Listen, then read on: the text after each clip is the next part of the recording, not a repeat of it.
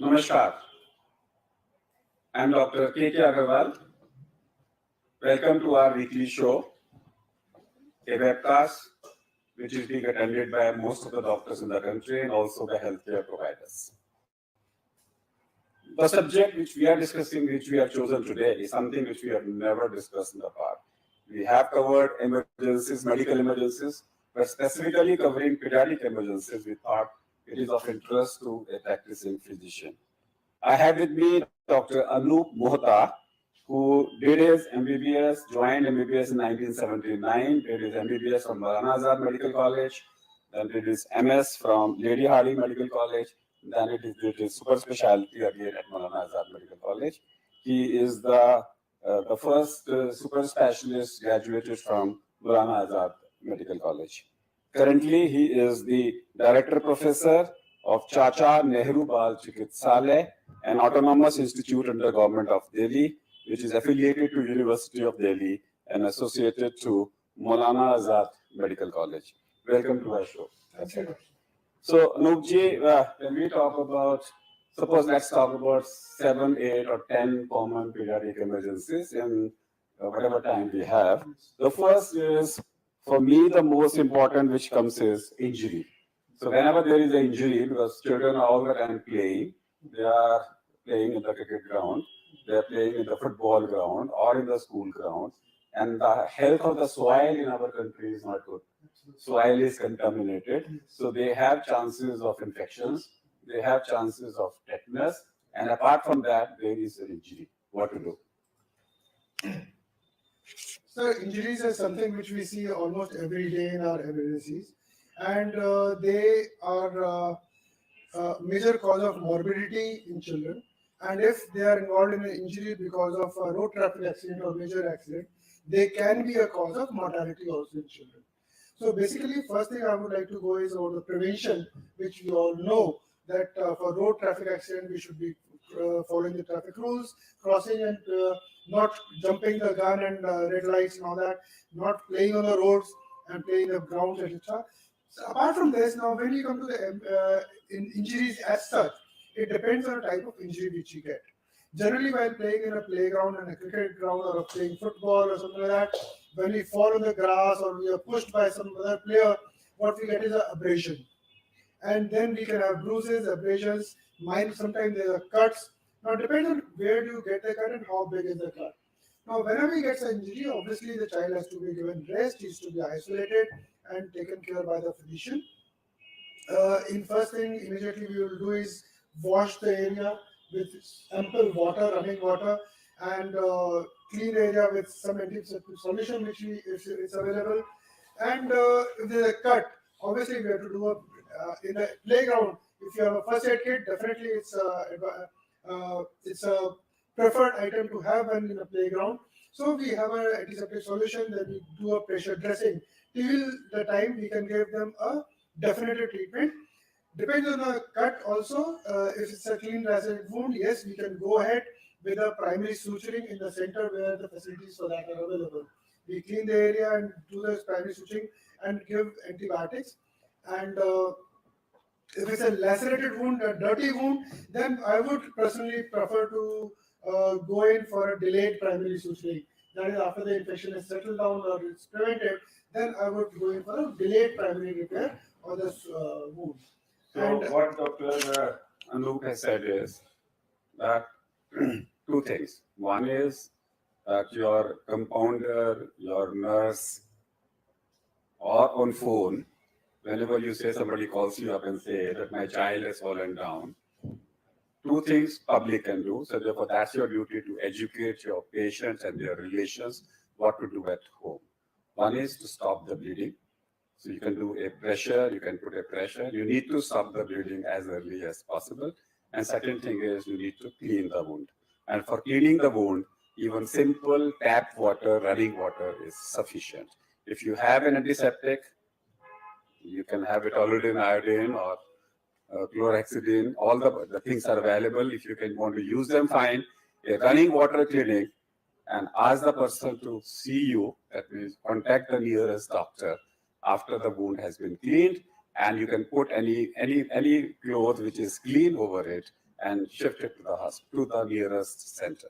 Now, as a doctor, when you see this patient, what Dr. Anup has said very clearly, you have two options: the primary suturing and the delayed suturing. Suturing can easily be done by an MBBS doctor, and that there are scientific reasons for that. Primary suturing can be done, but delayed suturing if you are suspecting an infection. And don't forget the tetanus shot, provided the patient has not taken it in the last 10 years. If the patient has not taken the last 10 years, full tetanus prophylaxis. Otherwise, if he has taken in the last 5 years, you may omit that. That's what the injury is. Now we come back to burns. What are the first aid in burns which every doctor should know? So the principle of first aid in burns is first, primary, the thing is take the child away from the source of the injury. That is, if he's in the fire, then you have to take him away. If there's a fire, is in the kitchen or something like that, move him away to a quiet place and remove the apprehension. You have to again put the burnt part, the area which has been burnt, under normal running water. Sometimes there is a presumption that we should put it in the cold water, which is not to be done. It has to be normal temperature, room temperature water, which is required to soothe the pain and the heat. That is one thing is important. And then again, we have various local applicants, which silver sulfadiazine, etc., which are available. If available, apply them. Give the child a painkiller, because that is the most important thing to relieve the pain and the anxiety in the child. Give him the painkiller in the form of paracetamol or ibuprofen, whichever is available at the time of injury, and manage it. Don't try to break the blisters. Sometimes the blisters are formed. I would recommend that you don't puncture the blisters. Let them heal by themselves, because if that's the fluid inside the blister is a sterile fluid. So if you try to puncture it so that it settles down, there are chances of introducing infection to the blisters, and that is to be avoided. So two things to remember what Dr. Anup has said very clearly. One thing is pain is a sign of ongoing damage. Continue putting the affected limb under the running water till the pain disappears. The time pain disappears, now you know the burning chemical reaction has gone, and then ask the child to come to you as a doctor. And second thing, blister is a sterile dressing. Don't puncture it. It's a natural dressing. If there is a blister, just do a simple dressing and don't touch it. So therefore, don't tell your patients at home that they say there is a blister. Ask them, please don't puncture the blister. Don't and bring the patient to you as early as possible. Two basic principles of burn. If the burn is a simple burn, pain is an ongoing sign of inflammation, burning, chemical reaction. So continue pouring water till the pain disappears. Second is don't puncture the blisters, and use silver sulfadiazine, which you can use as a doctor, and you can give them a dressing. Third, if basic first aid in bites. It can be two common bites are human bite, which is very common in children. एक दूसरे को काट लेते हैं, and the second is a dog bite. Then we have multiple bites, but let's talk about two: the human bite and the dog bite. In the children, dog bites are common because we have a lot of strays all over the place, and dog bite treatment is very clear and well defined. You have to obviously take the child away from the thing. Again, wash the wound thoroughly with running water, and don't poke it or don't do anything else in that, and just wash it with water, and that's it. Again, if it's a deep bite also, pressure dressing may be given. Otherwise, no dressing is required. Generally, I would not give any dressing on the wound unless bleeding is there. Second thing is you have to take the child and look for the history of tetanus, toxoid if he received in the past. And depending on the category of the dog bite, we have to start the anti-rabies vaccine, which can be given by you whenever the child comes to you. Call him to your clinic and give him the anti-rabies vaccine as per the schedule which is available.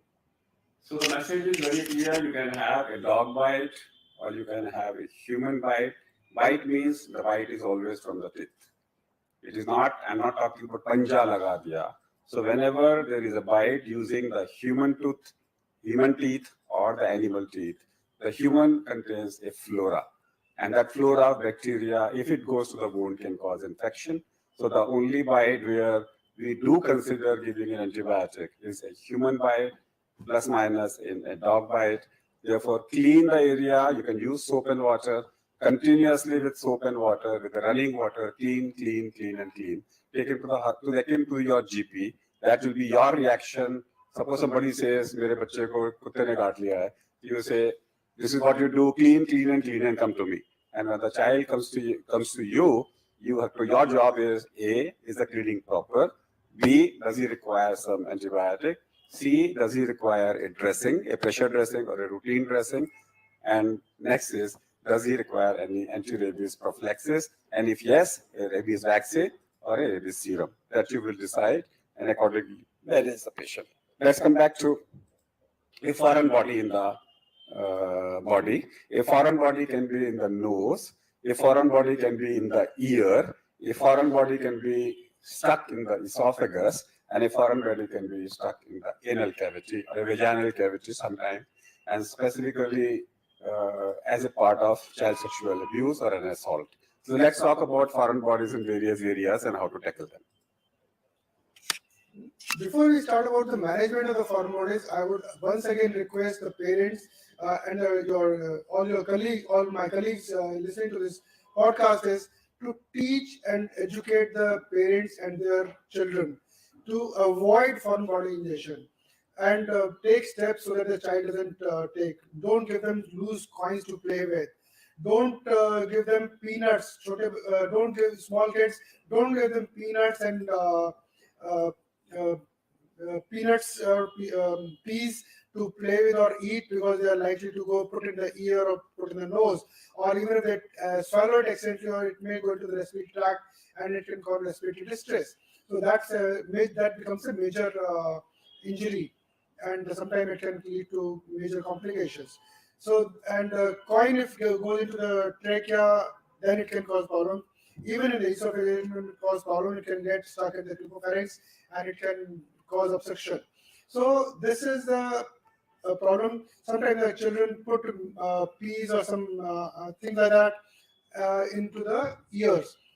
Another which is important aspect nowadays is that we all have alkaline batteries, button batteries which we have, and they are one of the most common causes of major morbidity in the children at the moment, because if they go in and they get stuck, they cause damage to the trachea, etc., or esophagus. They can cause corrosive injuries to it, and it can lead to major complications like tracheal fistulas or something like that. So we have to educate the children to not to play with the discarded alkaline batteries, which are very common in almost every equipment or every item which we use nowadays in toys or whatever.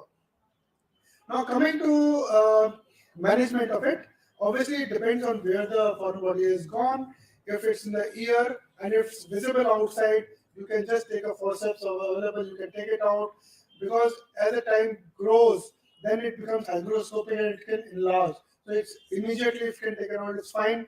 Otherwise, I would advise you personally that you tell the parent to get the child to you, and then you can do it under supervision and light and with the necessary equipment.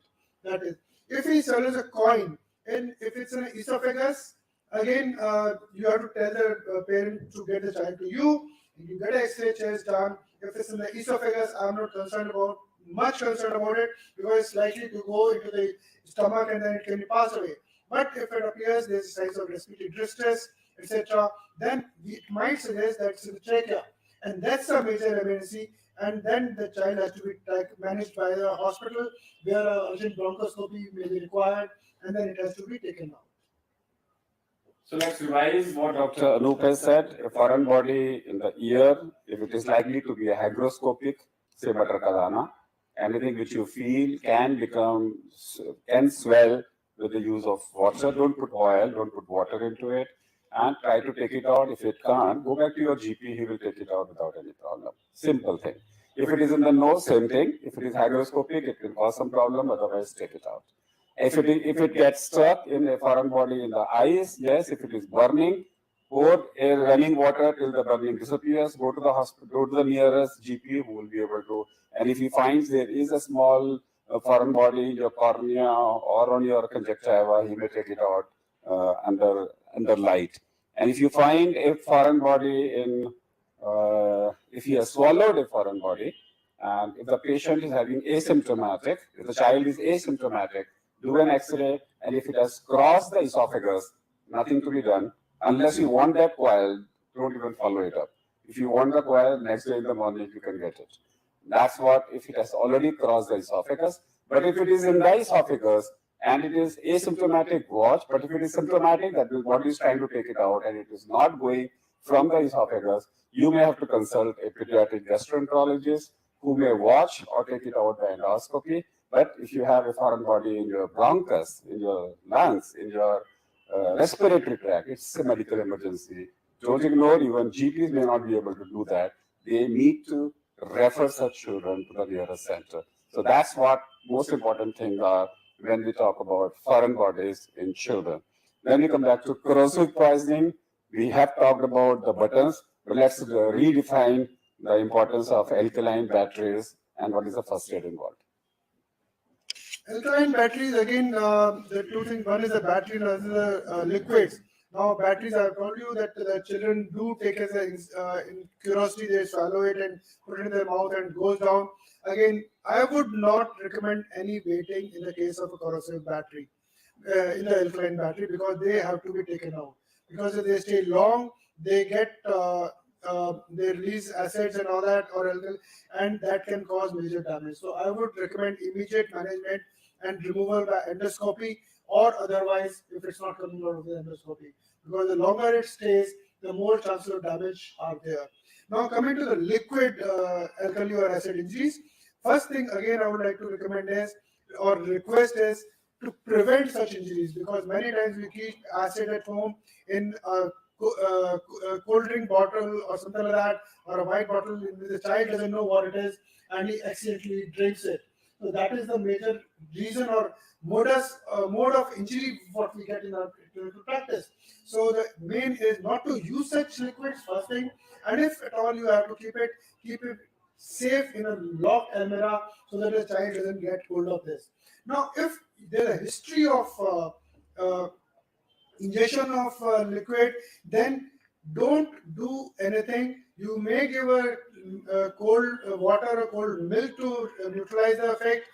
Don't try to induce vomiting in such cases. So sometimes our tendency is to induce vomiting, that the child might vomit it out what you ingested, which is not to be encouraged, because with vomiting, leaching occurs, and there are more chances of injury by reflux of that acid to the unexposed area while the child has drunk it or taken it inside. And management would be, obviously it's a minor thing, and if your child is okay within a couple of hours, not much intervention is required. But if it's a major injury, or it has gone to the respiratory tract, then expert advice is required. What we recommend is to do an endoscopy in such children to assess the depth of the injury, and then the management accordingly is required. Sometimes you might have to bypass the esophagus and make a gastrostomy or gastrostomy or feeding, etc. But that depends upon the results of the endoscopy. So what happens is sometimes you have to know your limitations. If there were no limitations, there was no MBBS, there was no MS, there was no MCH. The very fact government has come back to 3-year levels of education, it means there are limitations. And if you try to overpower them, and that may be the number one cause of anguish, the relations may get angry, you may end up into medical legal litigations. Therefore, if you are an MBBS, whether or not you are an expert, you need to explain to the patients, A, if it is an alkaline or battery ingestion, refer. You need to refer it to a specialized center. Patient may require an endoscopy or a bronchoscopy depending upon where it is. Timely referral is the most important. If suppose you refer it after 6 hours and some damage comes, the mob may come back and they may ransack your house or your clinic because they say you did not refer them in time. Even if you are an expert, even if you can do a bronchoscopy or an endoscopy, some MBBS do, but you need to take consent and you need to inform the patient and take the consent for that. Two, if you find any foreign body in the respiratory tract, don't wait. That means whenever a foreign body comes, first thing you should do is do a SpO2 monitor. And if you find SpO2 is less than 92, and specifically if it is less than 90, don't wait. Immediately refer the patient to the nearest center. If necessary, arrange an ambulance, and sometimes you may have to accompany the patient to the nearest hospital to A, to do your therma, and B, to prevent medical complications. Third, whenever there is a corrosive poisoning, handle them with care. It invariably may end up with a structure. So invariably somebody may come back and say, you did not manage him, you did not give him the proper first aid. So timely refer. These three conditions is very, very, very, very important. That is corrosive poisoning, alkaline or acidic, which is common. Two is foreign body in your respiratory tract, specifically is the bronchus. And third is an alkaline battery ingestion into the esophagus. Here that formula that it has crossed the esophagus and it will pass on by the stool does not work. It's a medical legal emergency. Let's come back to bilious vomiting. Now, bilious vomiting is an important sign of interstitial obstruction, and is the most. It's a sign which everybody should watch out for. Don't ignore it in any case. Vomiting, as one is bilious and second is non-bilious. Even in certain cases, non-bilious vomiting is also dangerous for the child, but bilious vomiting is more so a danger sign for intestinal obstruction, and immediate management is required. Now, the various causes of bilious vomiting in children, which may vary from age to age. In neonates, malrotation and volulus is the most. Bilious vomiting means intestinal obstruction. Unless put otherwise. So the message is very clear that bilious vomiting cannot be normal, it cannot be simple gastritis, it cannot be a simple food poisoning. If there is a bilious poisoning, bilious vomiting, you know you are dealing with acute abdominal emergency. Again, don't handle. If I am a pediatrician, if I am a GP and there is a call that my child has vomited a green colored vomiting, I would say, take him to the nearest hospital and I'm reaching there. If you really want to do service to him, you say, "Samne hospital pahuncho, main wahi pahunch raha hu." Don't even waste time that you should first go and see. Bilious means emergency. So this is the fourth emergency we have talked. Again, let me revise. Alkaline battery is an emergency. Bilious vomiting is an emergency. Respiratory distress is a omnia sign. Any respiratory distress is a medical emergency. And fourth is corrosive poisoning. Don't wait. And then let's come back to one more poisoning before we end. One more medical emergency before we add the surgical emergency is appendicitis. How to suspect and what to do. Appendicitis is one of the commonest emergencies which we see in pediatric age group, and the common signs are the child is well, and sometimes he starts developing pain. And now this pain generally starts near the umbilicus, and then it localizes in the right iliac fossa, and it's in the early stage when the appendix is inflamed. But if it progresses and it perforates, it's likely to lead to localized or generalized peritonitis in the abdomen, and the signs would vary. The signs of this condition are obviously the histories I've told you, pain which started in the umbilicus and then it's localized in the right iliac fossa. Then if there could be fever later on, if there's a sepsis, the fever is there. Then if there's peritonitis, there's a rebound tenderness in the abdomen, there is guarding. So you have to suspect the condition, and I would go with a clinical diagnosis. Appendicitis is a clinical diagnosis and should be done so. Nowadays, there's a trend to do an ultrasound. So, as a general practitioner, what we are talking about, we have to suspect the condition, make the diagnosis clinical, and again refer to a center where investigations and ultrasound, if at all required, can be done and the patient can be managed. So appendicitis in children is common. Any age group it is there, but in children it is common. A lot of links, the faulty dietary habits, the worms inside, whatever may be the reason, it's common to have appendicitis. High degree of suspicion is required. So never ignore a child who is having abdominal pain. Specifically, starting from umbilicus, going to the right iliac fossa. You can do lots of tests. I think appendicitis is one condition which is being taught to every MBBS in great detail. It's difficult to miss the diagnosis of classical appendicitis unless you have atypical appendicitis, for which you may end up into an ultrasound, specifically if the person is a young, pregnant female, where you may have to have a differential diagnosis. So don't ignore. Let's revise again the 5 things not to be ignored in MBBS. Again, I'm basically repeating them so that you mug up, you remember, you do it, and don't forget about it. Number 1 is a corrosive poisoning. Don't ignore. It can end up into a stricture of the esophagus. So therefore, don't ignore corrosive poisoning, number 1. And always corrosive poisoning is a medical legal case, because if the stricture happens later, invariably the police will come. Number 1. Number 2 is alkaline batteries ingestion is a medical emergency. Never ignore. Send him to a specialist in time. Any respiratory distress with a suspected foreign body, always look whenever there is a respiratory distress, and if the foreign body is not removed, the child may develop a lung abscess, which may be very difficult to treat, infections, and of course, the respiratory tract involvement if it is in the main bronchus with that. And the 4th is, do not ignore bilious vomiting. Whenever you find bilious vomiting, refer, and always suspect and make sure you don't miss the diagnosis of appendicitis.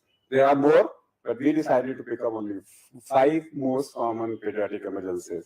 Maybe some other time we will talk about 5 more. And if you like this program, pass it on to the people. And of course, if you have mugged up, if you have remembered these 5 points, pass it on to the people yourself. Thank you. Thanks, Dr. Anup Mohta, to be here with us.